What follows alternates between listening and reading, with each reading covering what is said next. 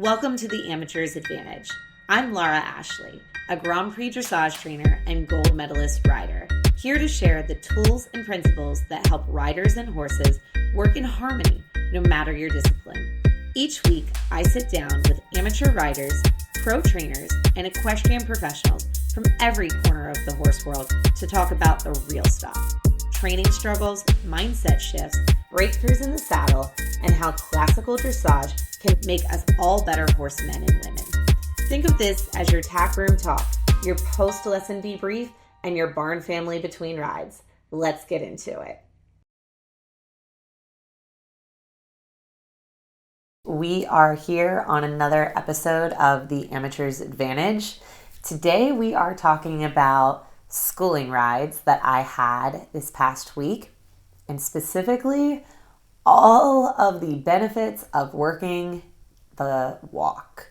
I did a ton of lateral work in the walk this week with my upper level horses, and the benefits were just huge. So doing walk work is a lot like yoga for horses.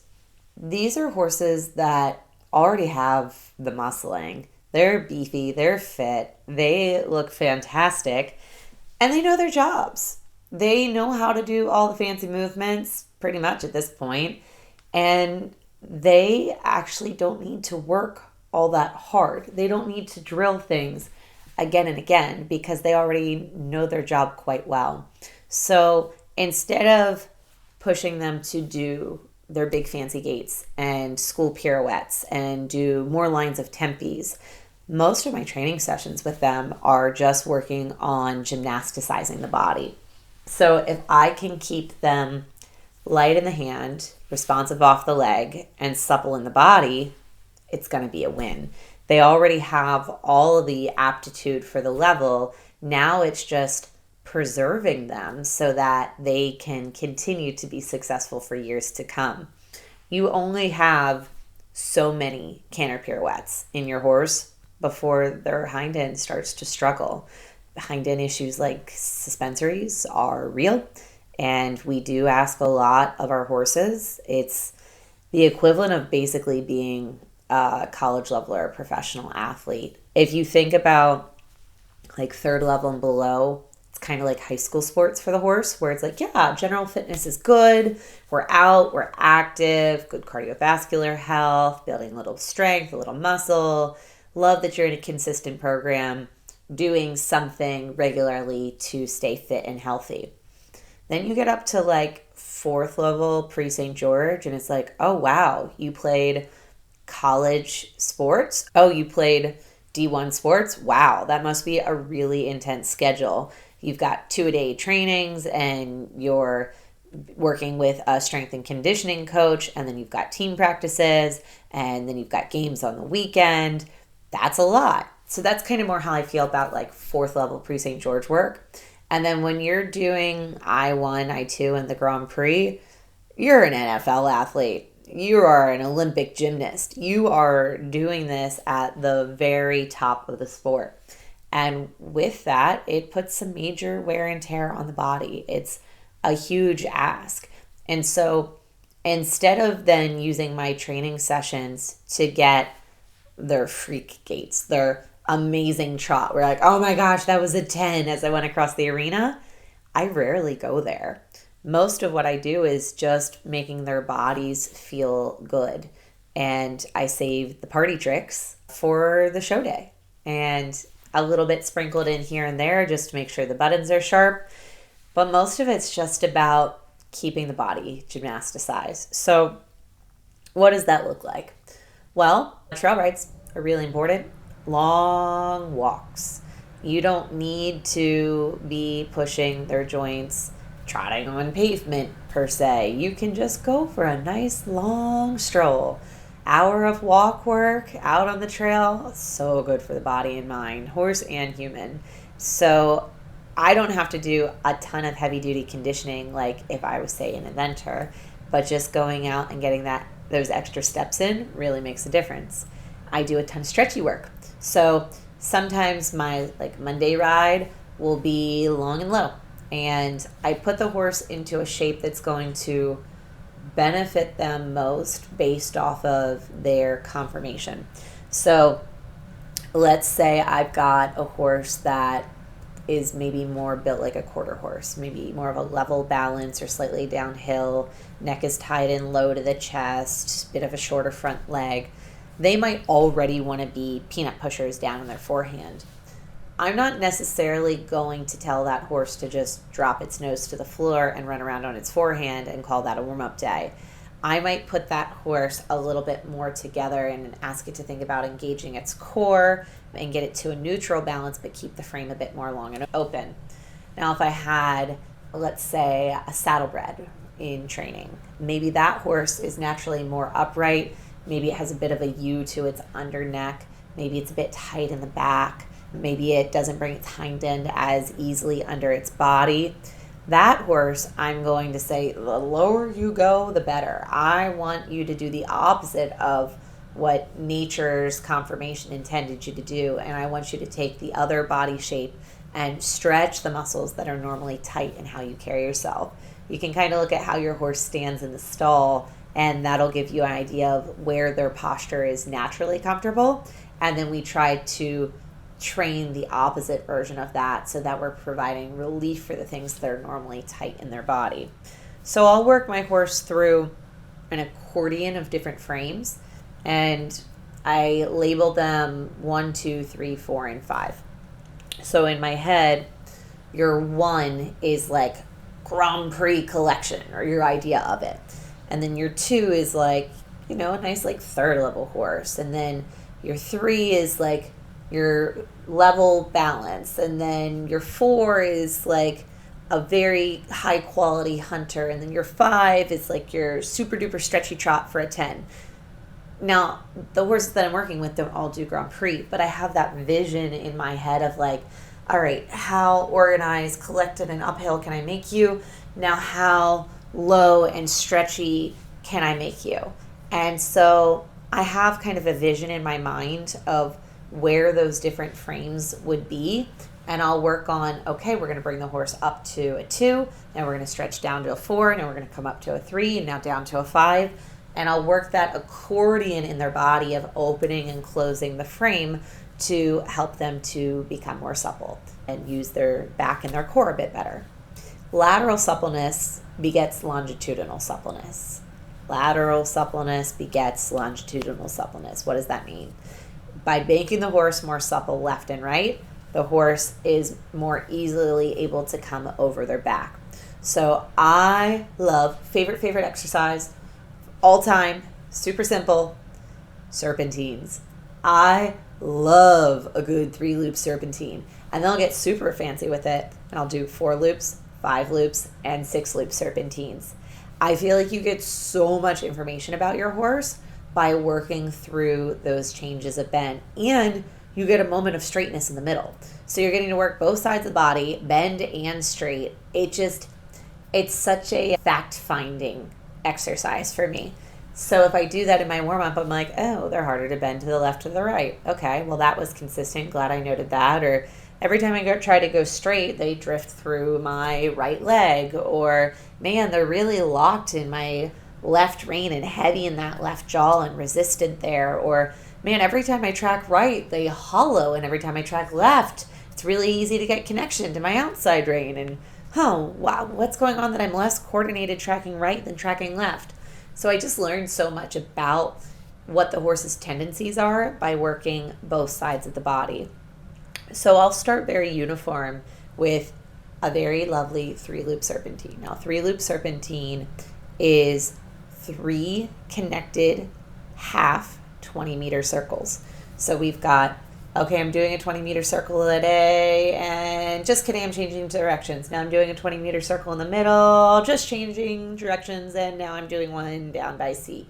So it's this snake-like feeling. A lot of riders get confused, and they start to ride it more like diagonal lines that connect, and we want it to be more like portions of a snowman that hook together. Then when you do a 4-loop circle or serpentine, it's like taking the arena, which is 60 meters, dividing it into 4 sections. That means they're 15-meter loops. So now you've got 4 loops that are 15 meters apart, but that means you're going to have a moment of straightness through the middle. For a little bit longer, you're actually going straight across the ring parallel to the short side before you do your other half circle that's 15 meters on the edge. Then we'll go down to a 5-loop serpentine. 60 meters divided by 5 loops. That is 12 meters per loop. And then we have a little bit longer in the middle. And then our last one is going to be our 6-loop serpentine. So 60 meters divided by 6 loops means they're 10-meter turns. So I go through this, and this is a brain bender for geometry, accuracy, ability to quickly turn off my aids, to hold the lines, to have moments of straightness, to have equal bend in the body, to have supple feel on both sides of the horse. Like, it is such good stuff. I get really nerdy about serpentines. They're absolutely my favorite. So I'll do a whole bunch of serpentines, and then I'll get wild, because dressage is like dance. It's like ballet, and yeah, it's like ballet in a whole bunch of ways. But where I'm going with this is, it's like ballet in that you have to start with the fundamentals in order to get to the really cool and beautiful stuff. So you have to first do, your plies at the bar and learn your positions and do sets of releves and passes and grand plie. And once you have all those fundamental skills, then you get to ad-lib the dance, and you get to combine elements together and freestyle it to create beauty and art. And that's what I feel like happens when I start to play with the horse in the warm-up. So after I go through and I get a feel for both sides, then the arena becomes my canvas. And I feel like I'm a painter, and I'm just like splattering it on there. And I get to make shapes and figures with my horse. So I'll like start a 10-meter circle, and then I'll spiral out to 12. And then I'll plan a loop up center line, and then I'll turn it into a leg yield, and then I'll change to counterflex, and I'll flow back in, and then I'll start a 20-meter circle, and then I'll do a half circle to a 10. And it's kind of like an ice skater, the way that they like flow through different things and connect and loop and swirl, and then they'll go into a spinny thing, and then they'll go straight across the arena, and then they'll leap. Like, that's what I feel like when I'm creating and flowing with my horse. But I'm not just doing what I feel like doing. I'm doing what I feel in the horse's body. So if I start to circle left and they fall on my inside leg, then my brain goes, oh, well, if I spiral out, that'll get them moving off my inside leg, more connected to my outside rein, and help them with their balance. Or if they're, not turning so well and they're trying to drift out, maybe I'll use a square turn and I'll counterflex, and then I'll fan the shoulder around a 90-degree angle. So I'm looking for cues in the horse's body to tell me where they're struggling, and then to create an exercise or a series of movements that's going to help them unlock that sticky part in their body. And my toolbox is like super duper big of ways to connect exercises so that the horse becomes more available in their body without overtaxing them. So let's give the example of, again, going back to my dance days, a split. All right, so I say, okay, drop down into a split. And you try, and your legs are all bent, and you're like 2 feet off the floor, and it's just not happening. And I just take your shoulders and I shove you down to the ground. Did that make you any more supple, or did that just make you hurt? So that's kind of what happens when we get like stern with our aids, that you're like, get off of this. And they're like, look, man, I was trying, but this isn't so easy. I'm a little stiff. Give me a moment. So when I know I've got the horse warm in their body, and I know a movement's accessible to them, but they're just sitting on my leg, yeah, I might say, hey, excuse me, you've got to get over. But when they've maybe been helping their adult amateur, or we've been only doing training level movements and we haven't really touched a lot of the other stuff, I'm like, all right, If I skip yoga class for a month and then I go in and try to do some down dog, how am I going to do? Not so hot. It's going to take me a good 30 minutes until my body starts to acclimate into that feeling again and release and stretch and open to allow me into those positions. And so when I get to do these creative and playful warm-ups, I get to kind of listen to how their body is starting to accept this increase in range of motion and help them through their struggles and their sticky spots. So on a basic level, if say you don't have all of the lateral works yet, if you don't have all the lateral work yet in your tool belt, you can use something as simple as circles, changes of directions, and going from straight lines to bent lines to play with your horse and get them more limber in their body. Where I think it gets really fun is when you've got the second level movements in your arsenal, because then we get to play with shoulder in, haunches in, walk pirouettes. You can do a little rein back. You've got 10-meter circles, 15, 20s. Like there's a lot more doors that are unlocked when you have those extra tools. Then you add in half passes at third level. Maybe you get to fourth and you play with a little bit of canter pirouette stuff mixed in there. Like there's a lot of different things that become accessible. And when I'm figuring out what to do next, I change one of two things. I try to keep most things the same and just modify a factor. So let me explain it to you. If I'm doing a leg yield, we're in right flexion and we're moving to the left, I'm going to keep the movement of the leg yield. And then since my horse is already looking right, I'm going to keep the looking right, but I'm going to do a circle to the right because that would flow naturally. Or maybe I'm doing that same leg yield, flexed right, moving to the left, but I'm going to keep the momentum of the left movement and I'm going to flip the body from being in right flexion to being in left bend. And now I'm riding a half pass. So I either keep the bend or the direction of travel when I'm matching movements together. And sometimes I'll stay in it for, 10 strides, whole long side, letter to letter, whatever makes my heart happy. Other times I'll be in and out in 3 strides, varying from one thing to the next. So this becomes a brain bender for the rider to connect these movements because you've got to know those positions in your body like the back of your hand. You can't be going, wait, where do I put my leg when I do a leg yield? I think it's here, and then I do that, and okay, got it.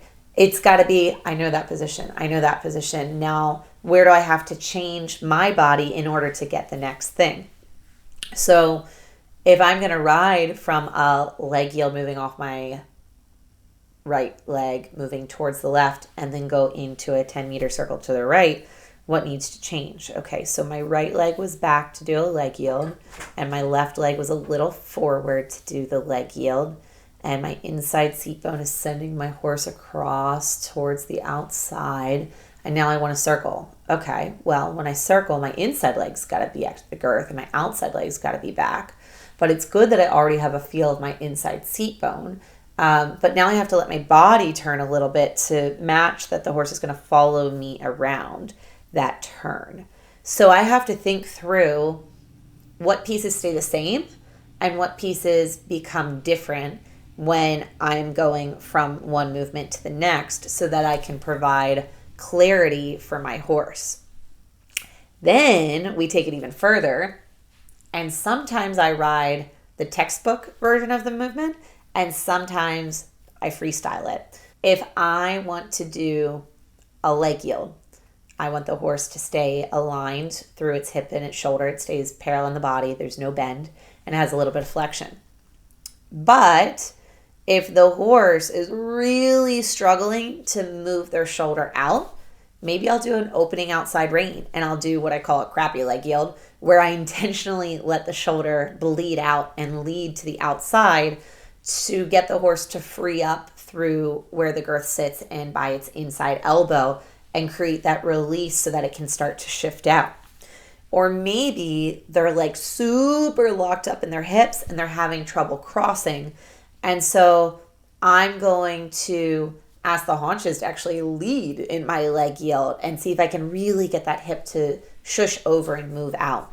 So I have to know, back to that ballet at the bar analogy, where the correct spot is for the movement in order to then use those freestyle feelings to modify it to respond to what my horse is feeling and then open up their body in a new way. I love the playfulness that comes with it when I'm trying to communicate with my horse and open up and limber their body and show them that they can move in ways that are strange, unfamiliar, maybe make them feel less balanced and then insecure in themselves, and show them that these different ranges of motion are available and that after they do them, then they feel good. When you come out of your like Pilates or yoga class, you're like, ooh, I am limber. I can do the splits. I feel nice. That pain that was in my shoulder, oh, that's better too. Oh, okay. I feel good. That's how I love leaving a horse after a ride. When they leave that ring and they've got that Marilyn Monroe swing to their hips and they're just sauntering back to the barn, I'm like, I did a good thing today. I helped. And it just makes my heart happy. There are other days with my horses where it's like, I'm sorry, being an athlete is hard. We're going to have to work through this. I understand it's a struggle. One more set, one more lap, keep on going. Got to build that muscle, got to build that fitness. Yes, I understand engagement is hard. I totally get collection's not easy. Keep on going, and I'm their personal trainer. Those days, I feel more like I'm a lifting coach in the gym. And those are good too, to help them through it and then see how they go. For that, the reward really comes from watching their muscles change over time. So you're like, ooh, look at your neck. You're looking fine today. And I'm like hitting on my horse in the cross tie about like how their muscles are all popping out. I'm like, ooh, that booty. Look at that top line. Okay, I see you. All right, gelding. Yeah. Like, I get appreciation out of that side of the hard workout days. But when I can just make them feel like squishy in their body and really malleable and easy to shape and form, I feel like an artist working with a block of clay and getting to mold it into something beautiful. Now, the cool thing is, after these gymnastic-y days where the horse gets all supple and limber, the next day, when I ask them the hard stuff, woo, they are on fire. They are so good off the aids because they feel good. Their body's loose and they're ready and they're like, cool, I just had that day yesterday. I'm feeling refreshed. My body's open and ready. What do you want to do? And so I spent, it was like Monday and Tuesday on just suppling work. It was lateral work and walk and some stretchy stuff and just real easy supple basics. And then on Wednesdays, like, so wonder what would happen if I asked for like piaffe, passage, a double pirouette, 4s, 3s, and 2s, and the canter zigzag from the Grand Prix. And they're like, yeah, I got you. That's no problem. I can do all that. That's no issue at all. I was like, really? They're like, yeah, I feel great today. Whatever you want, man. I'm in. So by setting them up with all of this really boring looking basics, unless you're a dressage nerd like me, it then gave me access to this freak athlete that was ready for anything, like set up for game day success. Take me down the center line at Grand Prix. I've got you. What do you want? Let's do this.